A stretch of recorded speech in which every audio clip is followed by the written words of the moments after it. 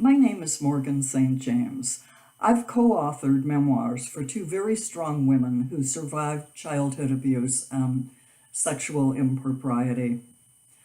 I have been making these videos in the hope of bringing some awareness and, in relation to that, hopefully a little bit of prevention to childhood abuse.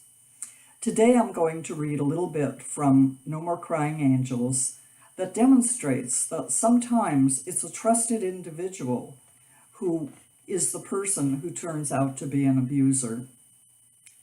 A family friend who owned a Harley shop came over to visit my father one day. My dad was working on something in the garage, so I answered the door, happy to see this man that I had known as Uncle Rick my whole life. I smiled at him and greeted him warmly, having no hint of what was coming next. Uncle Rick reached out and pinched my little 11-year-old boobies, and then took his hand and put it between my legs, all the while telling me how much I had grown up. I was in complete shock. This man was not somebody I would have expected to do something like this. I ran into the kitchen crying and called my mother at rehab to tell her what had happened. I don't know why I was driven to tell her, because now that I think about it, I never told anyone about the other abuse. Maybe I was able to get up the nerve to tell her because now it was just Dad and me living in the house. My brother finally couldn't take my dad's beatings anymore and had gotten himself into a foster home. So I guess I felt safe that my brother was gone. Well, my mom called the police, and in no time they came to the house and swept me up and took a report.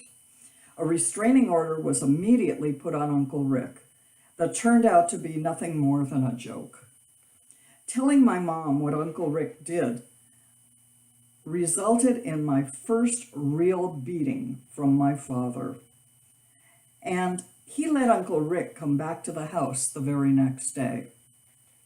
It was at this point I decided the world was a cruel place and I was going to go my own way. With my mother and brother gone and my father an abusive alcoholic, I was now raising myself.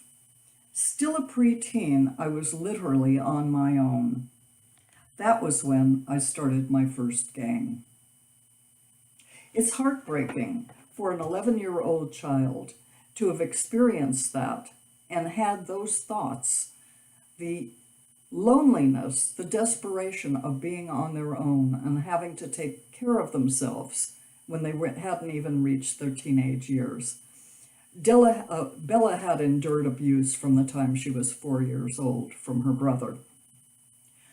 As I said, I'm making this series of videos to try to bring some awareness to what it's really like to suffer abuse. I don't know firsthand because I grew up in a very warm, loving family.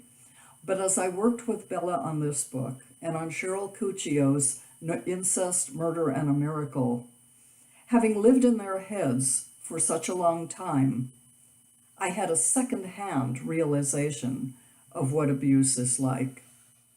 Please share this video if you watch it, and if you see somebody that you think is abusing a child, either try to talk to them or let the child know that they can come to you.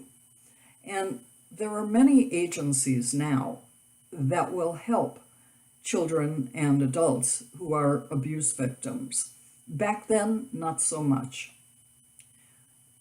Please watch, and I will be recording another video, number 7.